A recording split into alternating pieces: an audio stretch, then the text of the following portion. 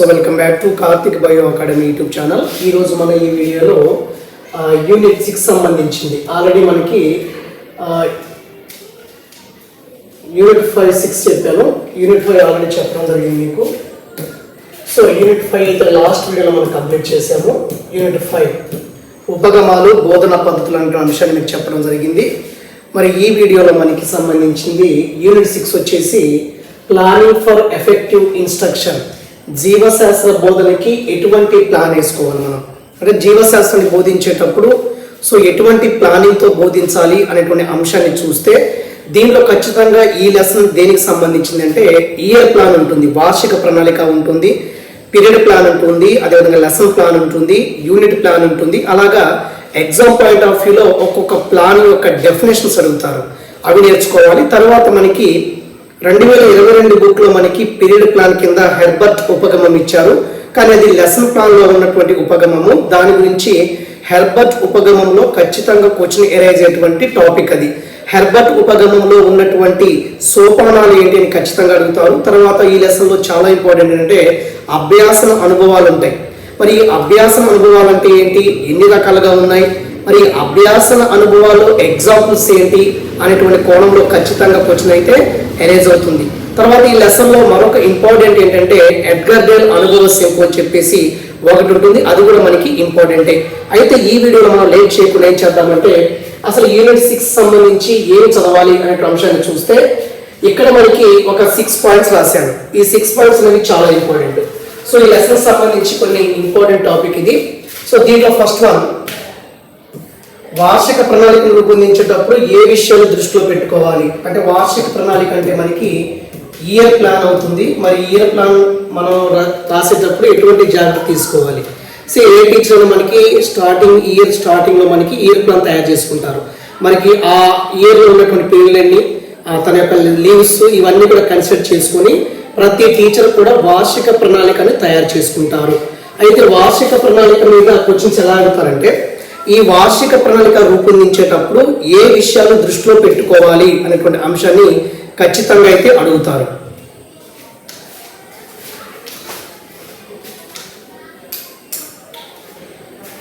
Okay, next one.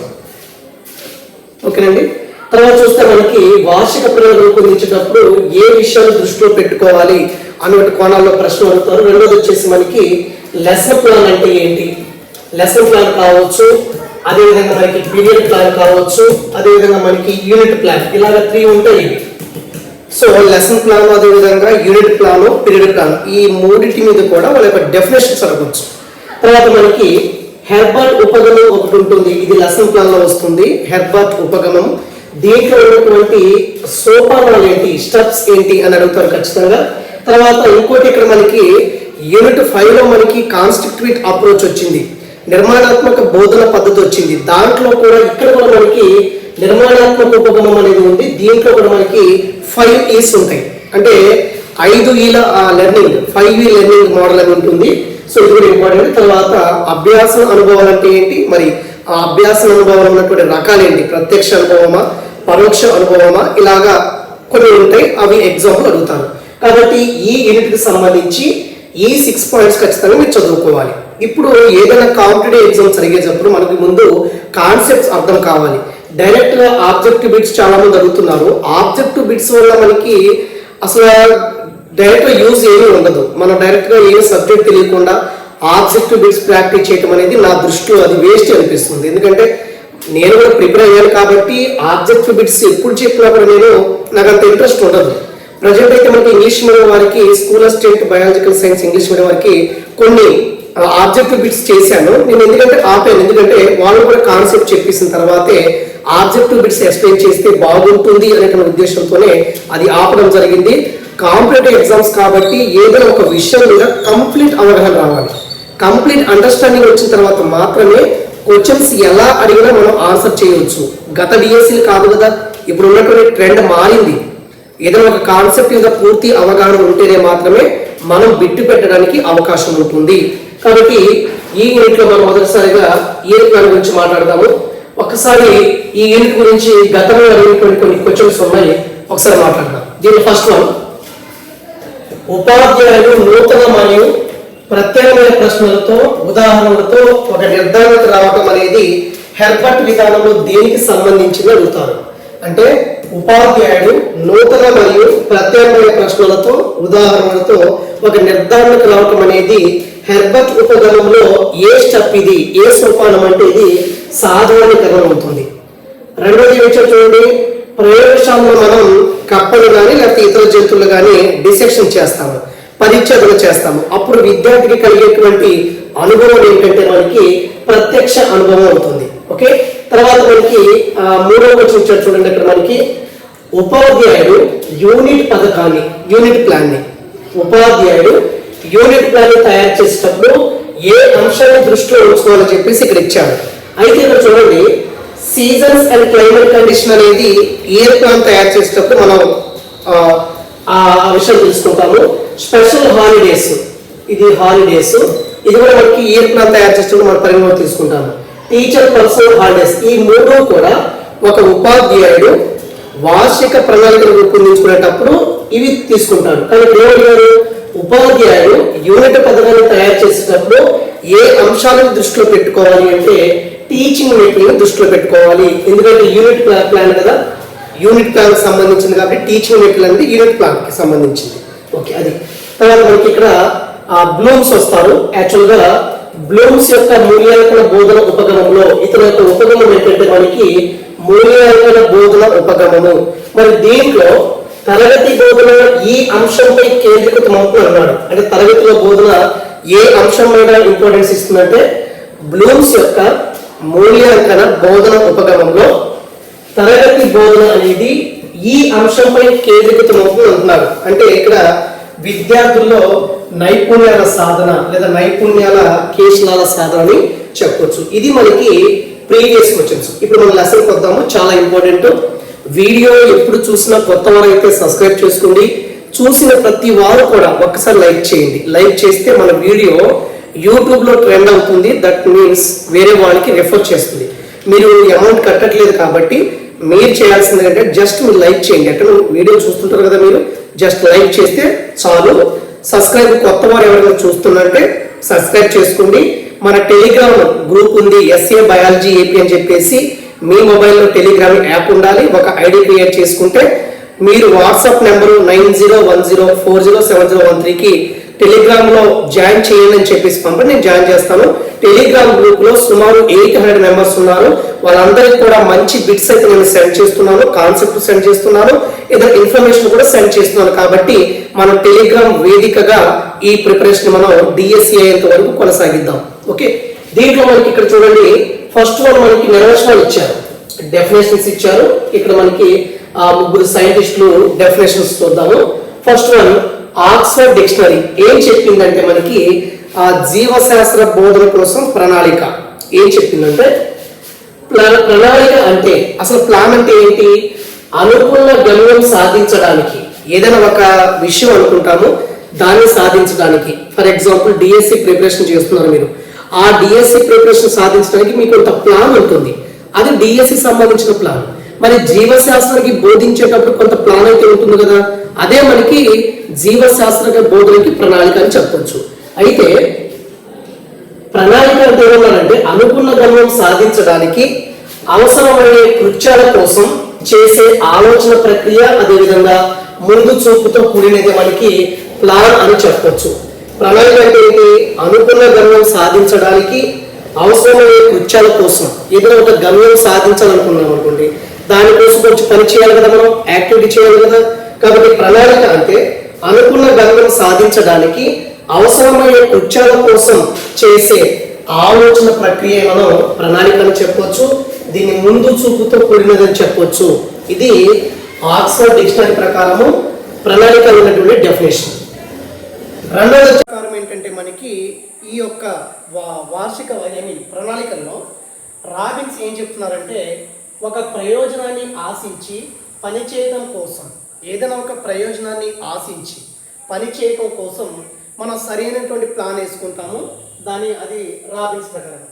తర్వాత LN ఏమంటున్నారంటే ఇక్కడ మనకి ఎల్ఎన్ సైంటిస్ట్ ఏమంటున్నారంటే భవిష్యత్తు కోసం వేసుకునేటువంటి పథకం, వేసుకునేటువంటి పథకం. సో ఇది చూడండి ఒకసారి, భవిష్యత్తు కోసం వేసుకునేటువంటి పథకాన్ని మనం ప్లానింగ్ అని చెప్పవచ్చు అకార్డింగ్ టు ఎల్ఎన్. ఇది డెఫినేషన్స్. ఇప్పుడు మనకి స్టార్ట్ అవుతుంది చూడండి. వార్షిక పథకము, వార్షిక ప్రణాళిక, సాంవత్సరిక పథకం అని చెప్పొచ్చు, ఇయర్ ప్లాన్ అని చెప్పొచ్చు దీన్ని మనం. సో ఇయర్ ప్లాన్ అంటే ఏంటంటే ఒక ఇయర్లో ఏదైనా ఒక సబ్జెక్ట్ బోధించేటప్పుడు ఆ సబ్జెక్ట్కి ఎన్ని అవర్స్ కావాలి, మొత్తం A to Z దాని యొక్క బోధన అభ్యాసన కార్యక్రమం అన్నీ కూడా వస్తాయి దీంట్లో. సో ముందు వార్షిక ప్రణాళిక అంటే ఏమిటి, ఇయర్ ప్లాన్ అంటే ఏంటంటే నిర్ధారిత విద్యా సంవత్సరంలో, అంటే మనకి ఏదైనా ఒక విద్యా సంవత్సరంలో 2024-25లో ఉన్నాం కాబట్టి నిర్ధారిత విద్యా సంవత్సరంలో విద్యార్థులు సాధించినటువంటి సామర్థ్యాలను, విద్యార్థులు ఏ సామర్థ్యాలను సాధించాలి అని, అదేవిధంగా దానికి అవసరమైనటువంటి వనరులను వాటిని ఉపయోగించుకోవడంలో అమలుపరిచే వ్యూహాలను నిర్వచించే కార్యక్రమాలను స్పష్టంగా వివరించేదిగా ఉండాలి. సో వార్షిక ప్రణాళిక అనేది ఎలా ఉంటుందంటే నిర్ధారిత విద్యా సంవత్సరంలో విద్యార్థులు ఎటువంటి సామర్థ్యాలను సాధించాలి, దానికి అవసరమైనటువంటి రిసోర్స్ ఏంటి, వనరులను, అదేవిధంగా ఆ వనరులను మనకి ఉపయోగించుకోవడంలో అమలుపరిచేటువంటి వ్యూహాలు, అదేవిధంగా నిర్వహించేటువంటి కార్యక్రమాలు, వీటన్నిటిని కలిపి మనం ఇయర్ ప్లాన్లో పొందుపరచాలి, వార్షిక ప్రణాళికలో పొందుపరచాలి. కాబట్టి వార్షిక ప్రణాళిక అంటే ఏదైనా ఒక నిర్ధారిత విద్యా సంవత్సరంలో, ఒక అకాడమిక్ ఇయర్లో విద్యార్థులు ఏం సాధించాలి, వాళ్ళు సాధించేటువంటి సామర్థ్యాలు ఏంటి, ఆ సాధించే సామర్థ్యాన్ని మరి ఆ సాధించడానికి ఏ వనరులను మనం వాళ్ళకి సప్లై చేయాలి, ఇవన్నీ వ్యూహాలన్నీ కలిపి మనకి వార్షిక ప్రణాళికలో ఉంటాయి. ఇక్కడ exam point of view question ఎలా అడుగుతారంటే వార్షిక ప్రణాళికను రూపొందించేటప్పుడు మనం ఎటువంటి ప్రణాళిక రూపొందించుకోవాలి అనేటువంటి కోణంలో బిట్స్ అయితే వస్తాయి. యూనిట్ పథకాన్ని కానీ, పార్టీ పథకాన్ని, లెసన్ ప్లాన్ కానీ, ఇయర్ ప్లాన్ కానీ మనం ఏం చేయాలంటే ఈ రూపొందించుకునేటప్పుడు మనం ప్రిపేర్ చేసేటప్పుడు ఎటువంటి అంశాలని దృష్టిలో పెట్టుకోవాలి అన్నటువంటి కోణాల్లో మనకి బిట్స్ ఆడటం జరుగుతుంది. కాబట్టి ఇక్కడ చూడండి, వార్షిక ప్రణాళిక రూపొందించడంలో దృష్టిలో ఉంచుకోవాల్సినటువంటి అంశాలు ఏంటి, ఏ అంశాలు మనం దృష్టిలో పెట్టుకోవాలి ఒక ఇయర్ ప్లాన్ తయారు చేసేటప్పుడు. కాబట్టి ఇక్కడ చూడండి, ఈ మెథడ్ అనేది మన ఏదో కాన్సెప్ట్ అంటే ఆబ్జెక్టివ్ బిట్ చదివిన మాత్రం రాదండి. మనం ఏదో ఒక టాపిక్ తీసుకుంటే ఆ టాపిక్ మీద కంప్లీట్ అవగాహన ఉండాలి.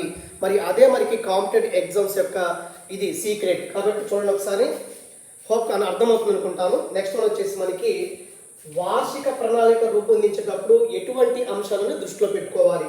ఫస్ట్ వన్, వార్షిక ప్రణాళిక తయారు చేసే ముందు టెక్స్ట్ బుక్ గురించి తాత్విక నేపథ్యాన్ని అర్థం చేసుకోవాలి. నేను బయాలజీ టీచర్ కాబట్టి బయాలజికల్ సైన్స్ టెక్స్ట్ బుక్స్ మీద నాకు కొంచెం అవగాహన ఉండాలి. దాని యొక్క తాత్విక నేపథ్యం తెలుసుకోవాలి. నేను అసలు ఆ టెక్స్ట్ బుక్లో ఏమున్నాయి, వాట్ ఈజ్ వాట్ అన్ని తెలుసుకోవాలి యాజ్ ఎ టీచర్గా. కాబట్టి నేనేం చేస్తానంటే ఇయర్ ప్లాన్ తయారు చేసే ముందు టెక్స్ట్ బుక్ గురించి తాత్విక నేపథ్యాన్ని అర్థం చేసుకుంటాను. రెండు, నాకు ఈ విద్యా సంవత్సరంలో అందుబాటులో ఉన్నటువంటి పీరియడ్ల సంఖ్య ఎన్ని, నాకు ఈ అకాడమిక్ ఇయర్లో ఎన్ని అవర్స్ వస్తాయి, ఎన్ని పీరియడ్స్ వస్తాయి అనేటువంటి అంశాన్ని తెలుసుకుంటాను. రెండు, కంటెంట్ అదేవిధంగా విషయాన్ని బోధించడానికి కావాల్సినటువంటి పీరియడ్లను పాఠాల వారిగా నిర్ధారించుకుంటాను. అంటే కంటెంట్ విషయాన్ని బోధించేటప్పుడు నాకు ఎన్ని అవర్స్ కావాలి, ఆ అవర్స్ని ఏం చేస్తానంటే లెసన్ వైజ్గా నేను డివైడ్ చేసుకుంటాను. ఓకే, నెక్స్ట్ వన్, ప్రతి లెసన్లో ఏ విద్యా ప్రమాణం సాధించడానికి ఉద్దేశించబడి గుర్తించాలి. ప్రతి చాప్టర్లో మనకు ఉన్నటువంటి 7 అకాడమిక్ స్టాండర్డ్స్ ఉంటాయి, 7 విద్యా ప్రమాణాలు ఉంటాయి. మరి ప్రతి లెసన్లో కొన్ని విద్యా ప్రమాణాలు సాధించవలసి ఉంటుంది. కాబట్టి ప్రతి లెసన్లో ఏ విద్యా ప్రమాణం సాధించాలో ముందు నేను ఐడెంటిఫై చేసుకోవాలి. తర్వాత మనకి మంత్ వారీగా లెసన్స్ని విభజించుకోవాలి. మంత్ వారీగా లెసన్స్ని మనం ఏం చేయాలి, విభజించుకోవాలి. అది ఇంపార్టెంట్. 1 minute అండి, బయట వెళ్ళొద్దు, వీడియో చేసినాక వెళ్ళొద్దు. ఓకేనా? Okay, thank you. ఇక్కడ చూడండి, నెలల వారీగా మనకి మంత్ వారీగా మన లెసన్స్ మనం డివైడ్ చేసుకోవాలి. తర్వాత వచ్చేసి మనకి ఇక్కడ చూడండి, పాఠ్య బోధన సందర్భంగా నిర్వహించవలసిన కార్యక్రమాలు జాగ్రత్త తయారు చేసుకోవాలి. మనం ఈ విద్యా సంవత్సరంలో ఒక లెసన్సే కాదు కదా, స్కూల్లో అనేక కార్యక్రమాలు జరుగుతుంటాయి. ఫర్ ఎగ్జాంపుల్ జూన్ నెలలో మనకి ఎన్విరాన్మెంట్ డే వాడతాము, అంటే పర్యావరణ దినం జరుపుకుంటాము. తర్వాత ఫిబ్రవరిలో సైన్స్ దినం, అలాంటివి కూడా మనకి చాలా డేస్ ఉంటాయి కాబట్టి వాటిని కూడా పరిగణనలో తీసుకోవాలి.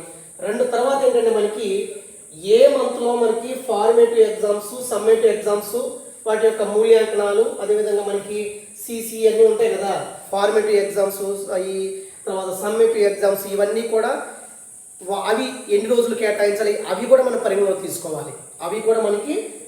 తీసుకోవాలి. తర్వాత మనకి సంవత్సర కాలంలో బయాలజీ ద్వారా ఎటువంటి లక్ష్యాలు, అదేవిధంగా విద్యా ప్రమాణాలు సాధించాలి. అలాగా ఏదైనా ఒక వార్షిక ప్రణాళిక రూపొందించేటప్పుడు ఈ అంశాలను యాజ్ ఏ టీచర్గా ఖచ్చితంగా గుర్తుపెట్టుకోవాలి. ఓకేనండి. సో అర్థమైంది అనుకుంటాను. ఒకసారి చూడండి, మళ్ళీ చెప్తాను చూడండి ఒకసారి. వార్షిక ప్రణాళిక తయారు చేసే ముందు టెక్స్ట్ బుక్ గురించి తాత్విక నేపథ్యాన్ని అర్థం చేసుకోవాలి. ఒక విద్యా సంవత్సరంలో అందుబాటులో ఉన్నటువంటి పీరియడ్ ఎన్ని అని చూసుకోవాలి. కంటెంట్ లేదా విషయాన్ని బోధించడానికి కావాల్సినటువంటి పీరియడ్స్ను లెసన్ వారీగా నిర్ధారించుకోవాలి.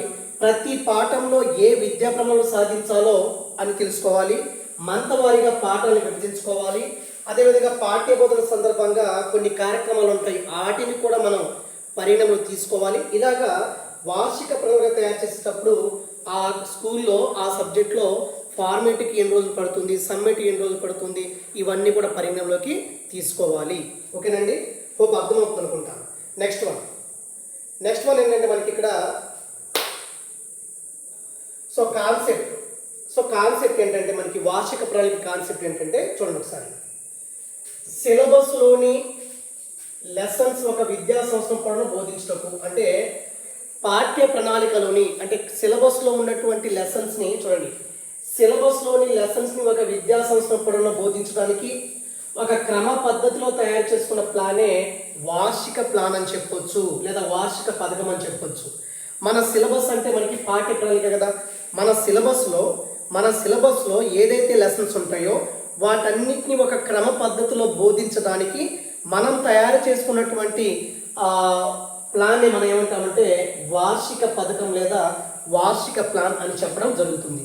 మరి వార్షిక ప్లాన్ని, ఇయర్ ప్లాన్ని ఎవరు తయారు చేయాలి, ఎప్పుడు తయారు చేయాలి అనే అంశాన్ని చూస్తే ఖచ్చితంగా ఇయర్ ప్లాన్ని అకాడమిక్ ఇయర్ స్టార్టింగ్లో చేయాలి. కన్సర్న్ సబ్జెక్ట్ టీచరు ఆ సబ్జెక్ట్ని తయారు చేసుకోవాలి. చూడండి, అకాడమిక్ ఇయర్ ప్రారంభంలో మనం ఈ యొక్క ఇయర్ ప్లాన్ తయారు చేయాలి. టీచర్ తను బోధించేటువంటి సబ్జెక్ట్కి తను ఆ క్లాస్కి 8th, 9th, 10th నేను టీచ్ చేస్తాను. ఆ 8thకి ఒక ఇయర్ ప్లాను, 9thకి ఒక ఇయర్ ప్లాను, 10thకి ఒక ఇయర్ ప్లాన్ నేను తయారు చేసుకుంటాను. అది కూడా ఎప్పుడు తయారు చేస్తాను, నేను జూన్ 1st వీక్లో కానీ లేకపోతే మన విద్యా సంవత్సరం ప్రారంభానికి ముందు నేను చేసుకుంటాను. ఓకేనండి. అది కాబట్టి నన్ను అప్లై చేసుకుంటున్నాను ఇవి, అందుకే ఈజీగా అర్థమవుతాయి మీకు. ఇంకా మనకి ఈ వార్షిక పథకం తయారు చేసేటప్పుడు మరికొన్ని అంశాలను మనం దృష్టిలో పెట్టుకోవాలి. కొన్ని అంశాలు అయితే ఉన్నాయి.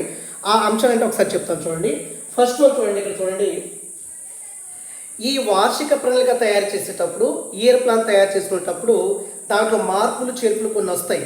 అంటే మార్పులు చేర్పులకి అనుగుణంగా మనం ఆ ఇయర్ ప్లాన్ని తయారు చేసుకోవాలి. అంటే ఇయర్ ప్లాన్ ఎలా ఉండాలి, ఏదైనా మార్పులు చేసుకోవడానికి, చేర్పులు చేసుకోవడానికి అనువుగా ఉండాలి. చూడండి, సమయానుకూలంగా మార్పులు చేర్పులు చేయడానికి వీలుగా ఉండాలి మన యొక్క వార్షిక ఇయర్ ప్లాన్. తర్వాత ఆ విద్యా సంవత్సరంలో ఏదైనా క్షేత్ర పర్యటనలు ఉన్నాయా, విద్యార్థులను ఎక్కడ తీసుకెళ్లాలా, ఫీల్డ్ విజిటింగ్ ఏమైనా తీసుకెళ్లాలా అది చూసుకోవాలి. తర్వాత విజ్ఞాన యాత్రలకు కేటాయించినటువంటి రోజులు, సో సైన్స్ ఫేర్కి కానీ సైన్స్ ఎగ్జిబిషన్స్ కానీ ఏమైనా రోజులు కేటాయించామా అది కూడా మనం పరిగణనలో తీసుకోవాలి. తర్వాత ఇప్పుడు బయాలజీ సబ్జెక్ట్ కాబట్టి బయాలజీ సబ్జెక్ట్లో ఒక అకాడమిక్ ఇయర్లో ఎటువంటి లక్ష్యాలు, ఎటువంటి ఆబ్జెక్టివ్స్, రెండు ఒకటే, ఎటువంటి లక్ష్యాలు సాధించాలి అంటే 10th క్లాస్ బయాలజీ కానీ 9th కానీ 8th కానీ బోధించేటప్పుడు మరి ఈ సబ్జెక్ట్లో ఎటువంటి ఆ లక్ష్యాలు సాధించాలి అనేటువంటి కోణంలో కూడా ఆలోచించాలి. మొత్తం స్కూల్ వర్కింగ్ డే ఎన్ని కూడా లెక్క కట్టుకోవాలి, స్కూల్ వర్కింగ్ డేస్ ఎన్ని అది కూడా మనం లెక్క కట్టాలి. తర్వాత మనకి నేను పెట్టేటువంటి సెలవు రోజులు కూడా లెక్క కట్టుకోవాలి. ఆప్షనల్ హాలిడేస్ ఉంటాయి, అవి కూడా లెక్క కట్టుకోవాలి. తర్వాత కొన్ని అత్యవసర పరిస్థితుల్లో ప్రకటించే హాలిడేస్ ఉంటాయి, అవి కూడా మనం పరిగణలోకి తీసుకోవాలి. ఓకేనండి. తర్వాత ఇంకా నేను తీసుకున్నటువంటి సెలవులు, టీచర్ తాను తీసుకున్నటువంటి సెలవు రోజులు చూసుకోవాలి. పరీక్షలకు ఎన్ని రోజులు అవసరం, మన స్కూల్లో జరిగేటువంటి ఇయర్ మొత్తం మీద ఎన్ని ఎగ్జామ్స్ కండక్ట్ చేస్తాము, మరి ఎన్ని రోజులు పడుతుంది అనే విషయాన్ని కూడా మనం తెలుసుకోవాలి. అదేవిధంగా మనకి సైన్స్ యొక్క బోధన లక్ష్యాలు తెలుసుకోవాలి, సైన్స్ పీరియడ్ల సంఖ్య ఇన్ని కూడా తెలుసుకోవాలి. ఇంకా మనకి స్కూల్లో ఏమైనా మానవ భౌతిక వనరులు ఏమైనా ఉన్నాయా, హ్యూమన్ అండ్ ఫిజికల్ రిసోర్స్ ఏమైనా ఉన్నాయా అవి చూసుకోవాలి. తర్వాత మనకి ఖచ్చితంగా ఋతువులను పరిగణలోకి తీసుకోవాలి, సీజన్స్ని పరిగణలో తీసుకోవాలి. మనం వార్షిక ప్రణాళిక రూపొందించేటప్పుడు ఖచ్చితంగా సీజన్స్ ఉంటాయి కదా, ఋతువులు ఉంటాయి కదా, వాటిని కూడా మనం పరిగణలోకి తీసుకోవాలి. తర్వాత మనకి ఏదైనా మనం బయాలజీలో ఉన్నటువంటి 10th క్లాస్లో మనకి ఇప్పుడు కొన్ని ఒక 10 లెసన్స్ ఉన్నాయనుకోండి, ప్రతి లెసన్ మధ్య మనకి సహసంబంధాన్ని ఏర్పరిచే విధంగా ఈ యొక్క ఇయర్ ప్లాన్ని మనం తయారు చేసుకోవాలి. హోప్ అర్థమవుతుంది అనుకుంటాను. నచ్చకపోతే మళ్ళీ చూడండి. ఈ వీడియో చూస్తున్నటువంటి ప్రతి కొత్త అభ్యర్థి సబ్స్క్రైబ్ చేసుకోవాలి. ఖచ్చితంగా మీరు చూస్తున్నటువంటి అభ్యర్థి జస్ట్ మీరు వీడియో చూస్తున్నారు కాబట్టి జస్ట్ లైక్, దాని పక్కనే ఉంటుంది, జస్ట్ లైక్ బటన్ చేయండి. దీనివల్ల మన ఛానల్ అనేది నేను నలుగురికి తెలుస్తాను, ఛానల్ అనేది మిగతా వాళ్ళకి వెళుతుంది. ఓకేనా, మీ ద్వారా వెళ్ళాలండి. ఓకేనండి. నెక్స్ట్ ఇంకా మనకి వార్షిక ప్లాన్ తయారు చేసేటప్పుడు, అంటే మనకి ఇయర్ ప్లాన్ తయారు చేసేటప్పుడు కొన్ని సోపానాలు ఉన్నాయి, చాలా ఇంపార్టెంట్. ఓకే, కొన్ని సోపానాలు ఉన్నాయి, కొన్ని స్టెప్స్ అయితే ఇక్కడ ఉన్నాయి. ఒకసారి చూడండి. వార్షిక పథకాన్ని తయారు చేసేటప్పుడు మనం ఎటువంటి స్టెప్స్ పాటించాలి, ఎటువంటి సోపానాలు పాటించాలి అనేటువంటి అంశాన్ని చూస్తే ఇక్కడ చూడండి. ఫస్ట్ ఏం చేయాలంటే 10th క్లాస్ కదా, 10th క్లాస్లో 10వ తరగతి బయాలజీ లెసన్లో విషయాలను యూనిట్గా విభజించుకోవాలి. 10th క్లాస్ బయాలజీ సబ్జెక్ట్లో ఉన్నటువంటి కంటెంట్ ఏదైతే ఉందో దాన్ని ముందుగా ఏం చేయాలి, యూనిట్స్గా విభజించుకోవాలి. 2, ప్రతి యూనిట్లో ఏ లక్ష్యాలు సాధించాలో మనం నిర్ణయించుకోవాలి. విషయాలని యూనిట్గా డివైడ్ చేశాము, మరి ప్రతి యూనిట్లో ఏ లక్ష్యాలు సాధించాలి. ఇప్పుడు పోషణ అనేటువంటి చాప్టర్ ఉందనుకోండి, దాని ఆధారంగా ఏ లక్ష్యాలు సాధించుకోవాలి. లేదా మనకి శ్వాసక్రియ ఉంది, దాని ద్వారా ఏ లక్ష్యాలు మనం సాధించుకోవాలి. అలాగా 2, అదే యూనిట్కి బోధించడానికి ఎన్ని పీరియడ్ కావాలి, మనకి ప్రతి యూనిట్ను బోధించడానికి మనకి ఎన్ని పీరియడ్ అవసరం అని చూసుకోవాలి. అదేవిధంగా ప్రతి నెలలో ఎన్ని యూనిట్స్ బోధిస్తామో మనకి తెలియాలి. తర్వాత పాఠ్య విషయాలతో సహసంబంధం ఏర్పరచాలి. అంటే యూనిట్లో కొన్ని లెసన్స్ ఉంటాయి కదా, ఈ లెసన్స్ మధ్య సహసంబంధాన్ని ఏర్పరచాలి. తర్వాత పై అంశాలన్నీ కూడా మనకి లెసన్ ప్లాన్ టేబుల్లో పొందుపరచడం జరుగుతుంది. మీరు ఖచ్చితంగా వింటే ఎగ్జామ్లో ఏమైనా క్వశ్చన్ వస్తే నేను గుర్తు రావాలి, మీకు నా వాయిస్ గుర్తు రావాలి. కాబట్టి ప్రతిదీ కూడా మీరు మొబైల్లో చూస్తున్నప్పుడు ఇయర్ ఫోన్స్ పెట్టుకోండి. ఇయర్ ఫోన్ పెట్టుకొని మీరు చూస్తూ వింటూ మీ పని మీరు చేసుకోవచ్చు. ఓకే, తర్వాత మనకి ఇయర్ ప్లాన్ వల్ల ఏమైనా ప్రయోజనాలు ఉన్నాయా, చాలా ఇంపార్టెంట్. ప్రతి దానికి ప్రయోజనాలు ఉంటాయి, అదేవిధంగా పరిమితులు ఉంటాయి, లిమిటేషన్స్ ఉంటాయి, అండ్ అడ్వాంటేజెస్ ఉంటాయండి. కాబట్టి ఇక్కడ చూస్తే మరి ఇయర్ ప్లాన్ వల్ల మనకు వచ్చేటువంటి ప్రయోజనం ఏంటి, అసలు ఏం ప్రయోజనాలు ఉంటాయి అనే అంశాన్ని చూస్తే చూడండి. ఇక్కడ ఏ టాపిక్కి ఎంత ఇంపార్టెంట్ ఇవ్వాలో తెలుస్తుంది మనకి. అదిగోండి, ఏ టాపిక్ ఎంత ఇంపార్టెన్స్ ఇవ్వాలో మనకి ఖచ్చితంగా తెలుస్తుంది. తర్వాత బయాలజీ లెసన్స్ని ఋతువులను సహజ వనరులను అనుసరించి బోధించవచ్చు. బయాలజీలో ఉన్నటువంటి లెసన్స్ అన్నీ కూడా ఋతువులను కావచ్చు, అదేవిధంగా సహజ వనరులని దానికి అనుగుణంగా మనం బోధించడానికి వీలుగా ఉంటుంది. అదేవిధంగా ఒక క్రమ పద్ధతిలో పాఠ్య విషయాలతో ఇతర శాస్త్రాలతో సహసంబంధాన్ని ఏర్పరచవచ్చు. ఒక ఆర్డర్లో మన బయాలజీని బోధించేటప్పుడు ఇతర సబ్జెక్టులు కూడా మనకు ఒకసారి అనుసంధానించి మనం బోధించడం జరుగుతుంది. సో తర్వాత మనకి అనుకున్న టైంలో మనం ఖచ్చితంగా లెసన్ని కంప్లీట్ చేయవచ్చు. తర్వాత మనకి బోధన అనేది సజావుగా సాగుతుంది, ఎటువంటి అప్ అండ్ డౌన్ లేకుండా ఈ టీచింగ్ అనేది చాలా ఎఫెక్టివ్గా సాగుతుంది. ఓకే, తర్వాత బోధన దిశను చూపిస్తుంది, అంటే బోధన ఎలా చేయాలి, ఏ విధంగా ఏ డైరెక్షన్లో చేయాలనే విషయాన్ని మనకి ఇయర్ ప్లాన్ అనేది తెలియజేస్తుంది. తర్వాత ప్రతి అంశానికి సరి అయిన ఇంపార్టెన్స్ అనేది ఇక్కడ ఇవ్వబడుతుంది. వివిధ యూనిట్ల ప్రాముఖ్యాన్ని బట్టి, పరిధిని బట్టి, సమయాన్ని బట్టి అవసరమైనటువంటి వనరులు మనం రిసోర్స్ని ఏదైతే లెసన్ చెప్పడానికి ఏమన్నా వనరులు అవసరమా, ఇప్పుడు మనకి ఎక్స్క్రిషన్ లెసన్ చెప్పేటప్పుడు మనకి గోట్ కిడ్నీ కావాలి, అలాగా కొన్ని రిసోర్స్ మనం సరి చేసుకుంటాము, సంపాదించుకుంటాము. కాబట్టి ఎంత వార్షిక ఇయర్ ప్లాన్ కానీ, యూనిట్ ప్లాన్ కానీ, లెసన్ ప్లాన్ కానీ తయారు చేసిన తర్వాత మనం వెళ్ళి క్లాస్ రూమ్లో దానికి అనుగుణంగా బోధించాం. ఎందుకంటే దానికి అనుగుణంగా మనం బోధించలేము అక్కడ ఉన్నటువంటి టైం బట్టి, ఓన్లీ మనకి పేపర్స్ మీదే ఉంటాయి. సో ఫ్రాంక్గా చెప్తున్నాను కదా, నేను ఇయర్ ప్లాన్ రాశాను, లెసన్ ప్లాన్ రాస్తాను, కానీ దానికి అనుగుణంగా నేను బోధించలేను. ఎందుకంటే మన టైము 40 మినిట్స్ ఉంటుంది, 45 మినిట్స్ కాదు 40 మినిట్స్ ఉంటుంది. కాబట్టి ఎంత వార్షిక ప్రణాళిక, ఇయర్ ప్లాను, లెసన్ ప్లాను ఇవన్నీ తయారు చేసినప్పటికీ కూడా మనం దానికి అనుగుణంగా మనం బోధించలేము. ఓకేనండి. నెక్స్ట్ వచ్చేసి మనకి ఒకసారి ఇయర్ ప్లాన్ మోడల్ చూడండి. ఇయర్ ప్లాన్ మోడల్లో ఫస్ట్ మనం క్లాస్ రాసుకుంటాం. మనం క్లాస్ అంటే మనకి 10th క్లాసు కంటెంట్ బయాలజీ రాసుకుంటాము. ఎన్ని పీరియడ్లు ఇక్కడ రాసుకుంటాము, సుమారు 10 పీరియడ్స్ అనుకున్నాను. మరి దీనికి సాధించాల్సినటువంటి విద్యా ప్రమాణాలు ఏంటి? మొత్తం 7 అకాడమిక్ స్టాండర్డ్లో ఏ విద్యా ప్రమాణం సాధించాలి ఉంటుంది. నెలవారీగా యూనిట్ని డివైడ్ చేసుకుంటాము. ఓకే. తర్వాత వార్షిక ప్రణాళికపై సో నెక్స్ట్ వన్ చూడండి. వార్షిక పథకంలో ఉన్నటువంటి సోపానాలు ఏంటి, ఏ స్టెప్స్ ఉన్నాయంటే మనకి ఒకసారి చూడండి. ఆల్రెడీ మీకు చెప్పిందే ఒకసారి రివైజ్ చేస్తాను. సో ఒకసారి చూడండి. మొత్తం సిలబస్లను యూనిట్లుగా అదేవిధంగా సబ్ యూనిట్గా విడగొట్టాలి. ఇది 2022 బుక్లో ఉన్నటువంటి ఇన్ఫర్మేషన్. ఇది మొత్తం సిలబస్ ఏం చేయాలంటే యూనిట్స్ అదేవిధంగా సబ్ యూనిట్స్గా డివైడ్ చేయాలి ముందు. తర్వాత ప్రతి యూనిట్కి ఎన్ని పీరియడ్స్ కేటాయించామో చూసుకోవాలి. తర్వాత విద్యా ప్రమాణాల ఎంపిక. ఈ వార్షిక ప్లాన్లో మన క్లాస్ సంబంధించి ఎటువంటి అకాడమిక్ స్టాండర్డ్ సాధించాలని ఉండాలి. 2 ప్రాజెక్టులు ప్రయోగశాల పనులకు ఒక పథకాన్ని ఏర్పరచుకోవాలి. ప్రాజెక్టులు ఏమైనా చేయాలా, ప్రయోగశాల పనులు ఏమైనా చేయాలని చెప్పేసి దాన్ని కూడా దీంట్లో వార్షిక ప్రణాళికలో సమయాన్ని కేటాయించాలి. క్షేత్ర పర్యటనలు, మ్యూజియం సందర్శన ఇవన్నీ కూడా మనం ఇయర్ ప్లాన్ తయారు చేసుకునేటప్పుడు మనం ఖచ్చితంగా పరిగణలోకి తీసుకోవాలి. తర్వాత మూల్యాంకన విధానం అంటే మనకి ఏమైనా స్కూల్స్లో కండక్ట్ చేసేటప్పుడు కొన్ని ఎగ్జామ్స్ ఉంటాయి. ఓకే. తర్వాత వార్షిక పథకం సమగ్రంగా తయారు చేయాలి. మరి వార్షిక ప్రణాళికను తయారు చేసేటప్పుడు కొన్ని అంశాలు ప్రభావితం చేస్తాయి. కాబట్టి వార్షిక పథకాన్ని ప్రభావితం చేసే కొన్ని అంశాలు ఏంటంటే ఫస్ట్ వన్, యూనిట్ల నిడివి పట్ల జాగ్రత్త తీసుకోవాలి. యూనిట్లు అనేవి మరీ లెంతీగా ఉండకూడదు, మరీ షార్ట్గా ఉండకూడదు.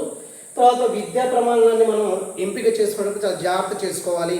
7 అకాడమిక్ స్టాండర్డ్లో ఈ విద్యా ప్రమాణాలను ఎంపిక చేసుకోవాలి. తర్వాత ఏదైనా ఒక లెసన్ చెప్పేటప్పుడు ఆ లెసన్కి ఏ బోధన పద్ధతి అవసరమో మనం తెలుసుకోవాలి. వనరుల లభ్యత, ఆ లెసన్ చెప్పేటప్పుడు ఎటువంటి రీసోర్స్ అవసరం అవుతాయనే విషయాన్ని కూడా మనం తెలుసుకోవాలి. తర్వాత మనకి టైం తీసుకోవాలి. ఓకే. ఇది మనకి ఈరోజు చెప్పినటువంటి ఇయర్ ప్లాన్ గురించి. ఇయర్ ప్లాన్ గురించి అంటే దీన్ని వార్షిక పథకం అని చెప్పవచ్చు. వార్షిక పథకం అని చెప్పవచ్చు. తర్వాత మనకి యూనిట్ ప్లాన్ గురించి మీకు నేను ట్యాబ్లో ఎక్స్ప్లెయిన్ చేయడానికి ప్రయత్నం చేస్తాను.